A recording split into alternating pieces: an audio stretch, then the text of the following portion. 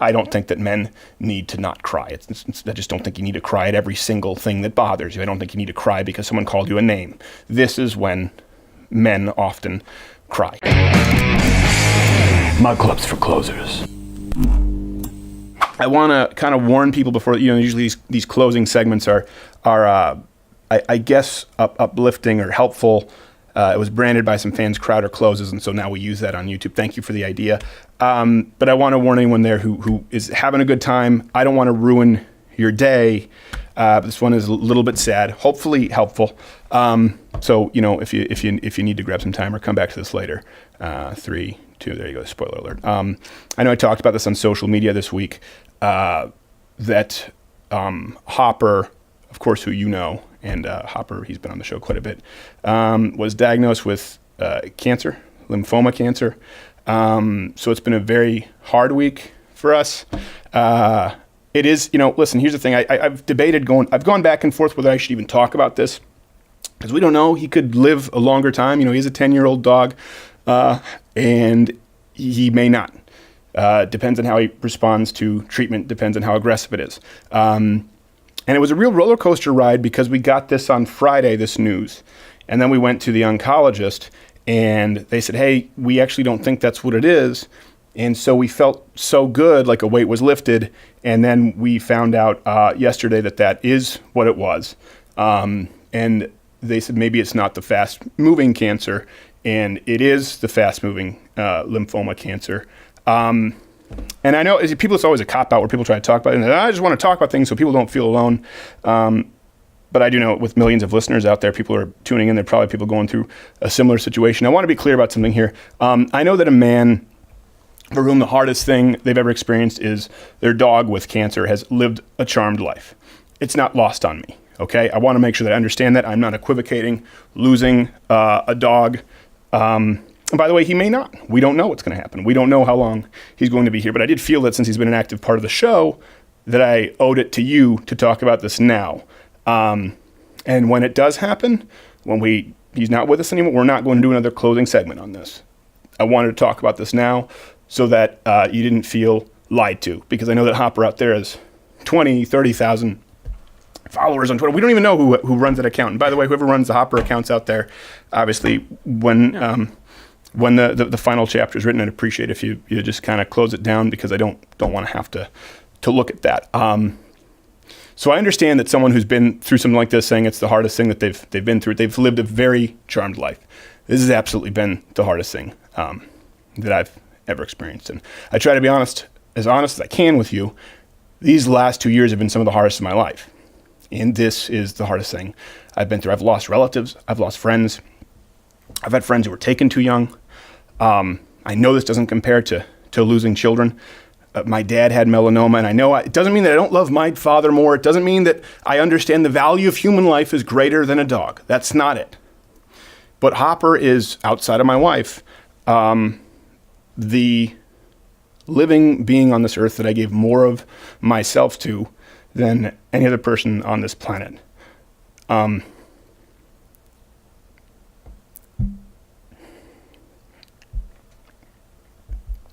best friend is dying.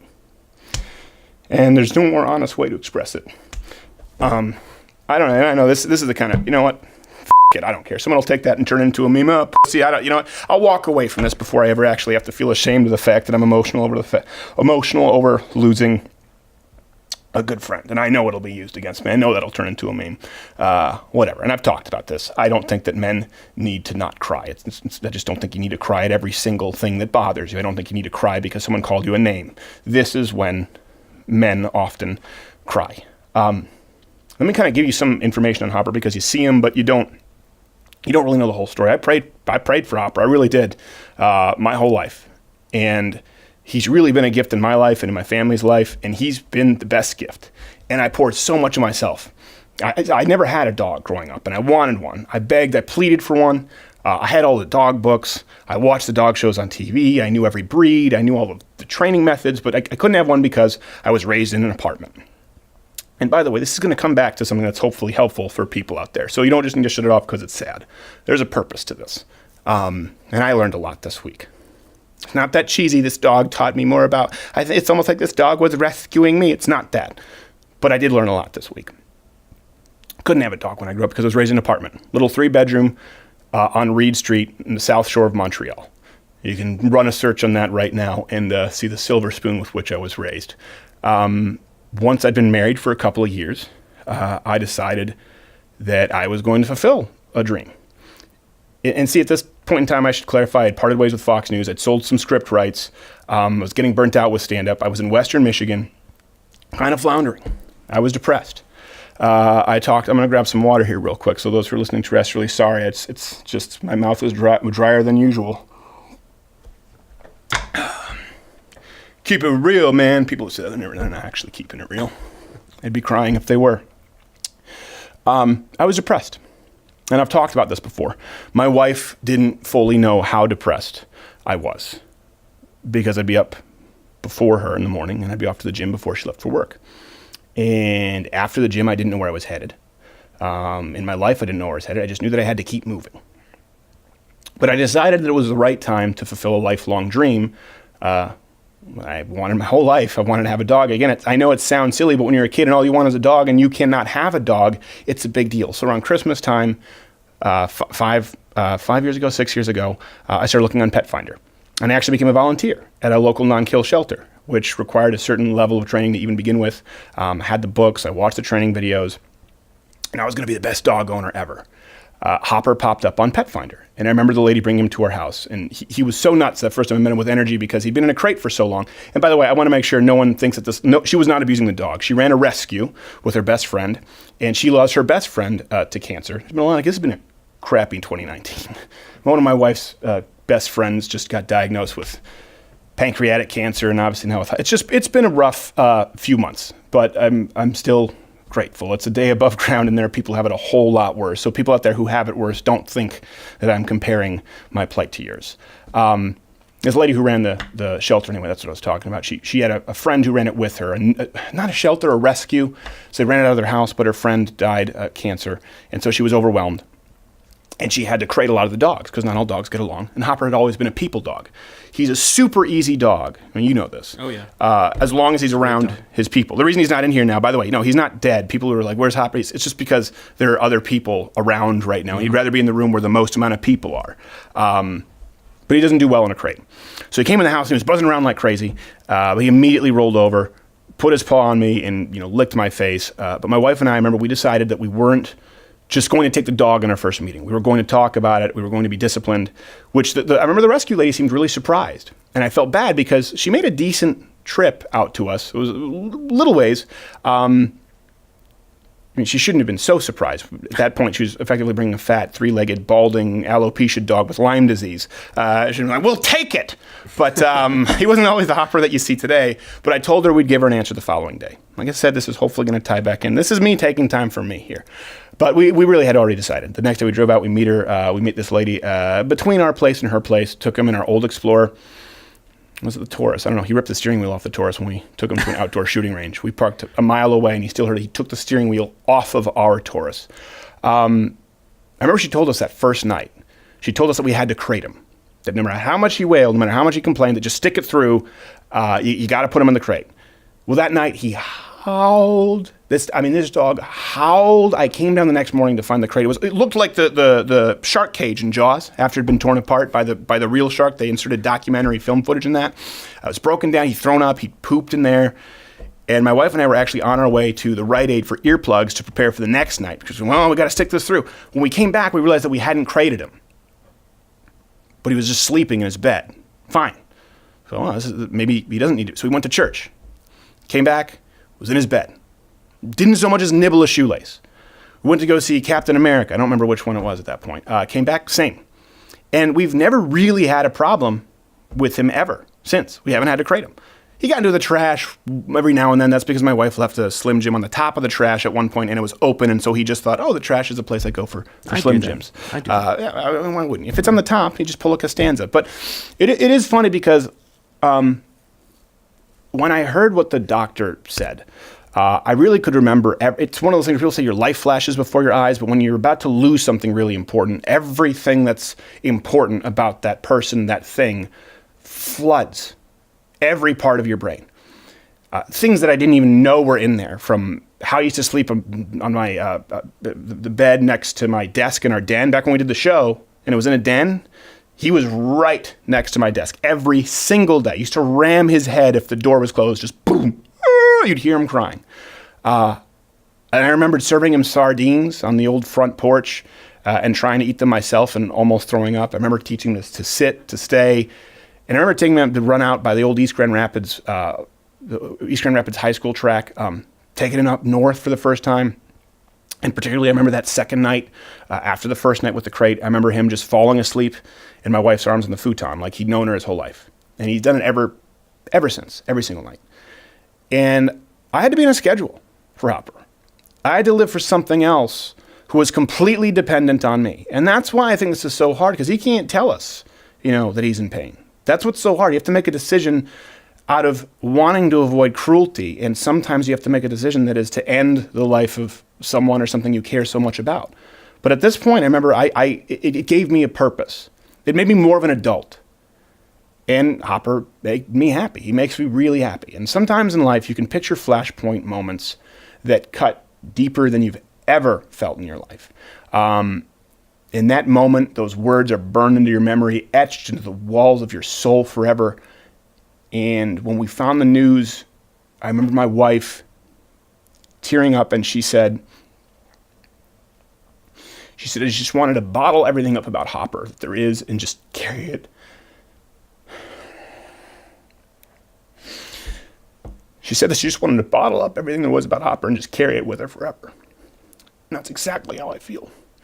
And I feel terrible that there's nothing I can do to help my wife, too. That's something that's terrible. They talk about toxic masculinity. Listen, it doesn't come from having to prove myself. It comes from loving my wife, from trying to provide for my wife, from wanting to burden that pain of my wife, because we're called to do that. As men, as Christians, as believers in God, believers in Christ, it's really painful, not just losing your best friend, but knowing how much pain your wife is in. And there's nothing you can do. Some people get some great gifts in their lives, and Hopper really was the best gift. I can talk about this a little bit. Everyone always says their dog is special, and I'm sure that's true to an extent. But believe me when I say that Hopper really is special. He changed lives. And I see people like, oh, I miss my dog, and it's just a dog that's, crapping around the house, and they have no relationship with, there's no peace in the house. No, Hopper he changed lives. I don't just mean that in the sense that, he changed our lives, or he brought love into the house. He changed people's lives. Ask anyone on the team. He's probably changed a lot of your lives. Ask anyone who's come to visit. People who don't even like dogs loved Hopper. My aunt, who was terrified of dogs, loved Hopper. Wanted to get a dog because of Hopper. Kids who were terrified of dogs loved Hopper. He didn't always love them back. That's the one thing. Hopper, with the kids who were rambunctious, whacking him, he would walk away, but if he walked away and you followed him, you'd see the growl.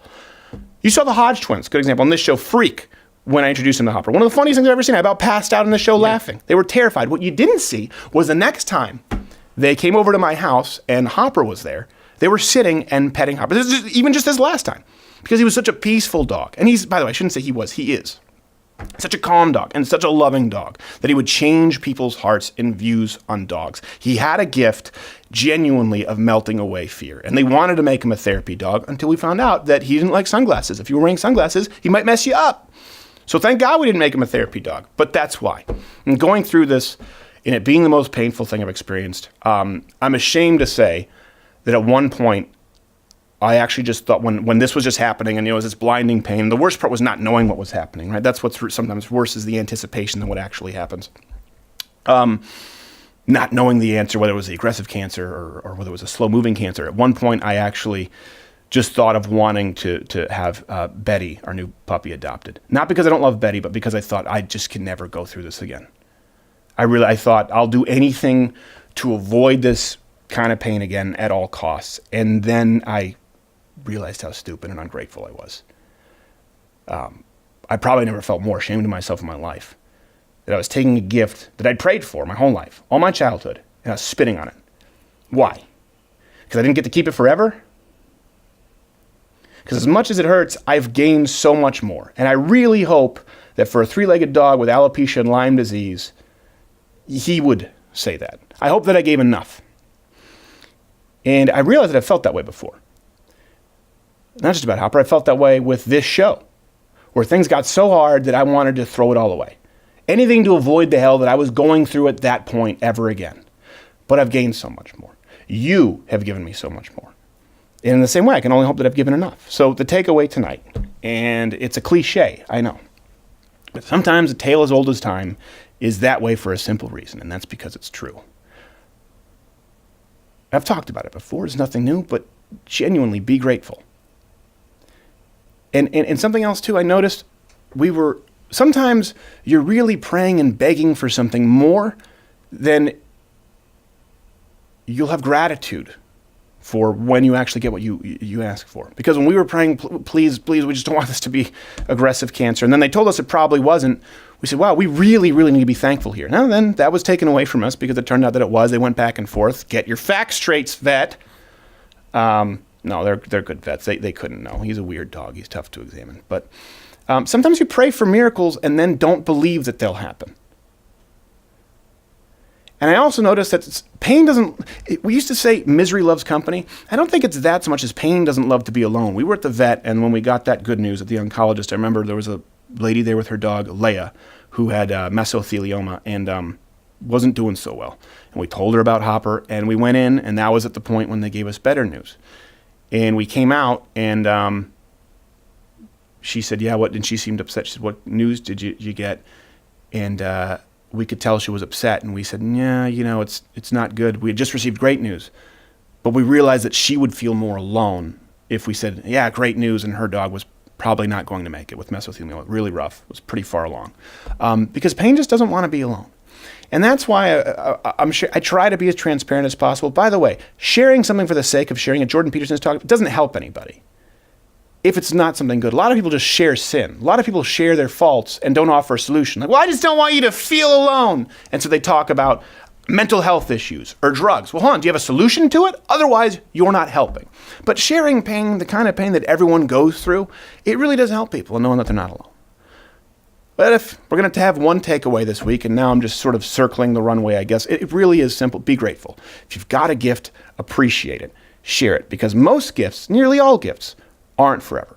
And just because it's not forever, or just because at some point it may hurt, it doesn't mean that it's not a gift.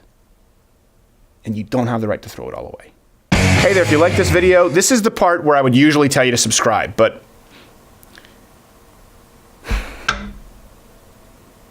I can't do it anymore.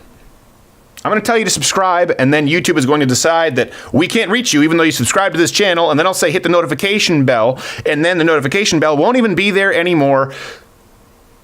I don't know what to say. More than likely you'll find my face in a milk carton, but do what you can to stop it. It probably won't do much.